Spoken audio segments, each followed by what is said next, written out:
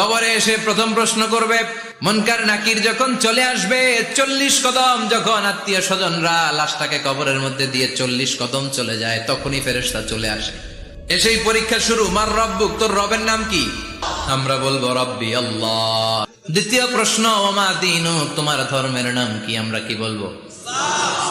তৃতীয় প্রশ্ন, বিশ্বনবীর চেহারা দেখিয়ে বলা হবে, আতারিফু হাদার রাজুল, এই লোকটারে চিনো নাকি?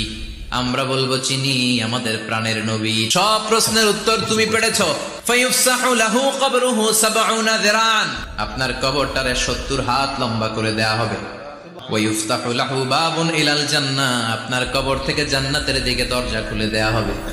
ওয়ায়ুলবাসু মিন লিবাসি আহলিল জান্নাহ, জান্নাতের 2টা রেশমি কাপড়ের পোশাক এনে আপনারে পরিয়ে দেয়া হবে। আর বলা হবে, নাম কানাউমিল আরুস, ঘুমাও। তোমাকে লম্বা সময় পাড়ি দিতে হবে, ঘুমাও। কানাউমিল আরুস, যেমনি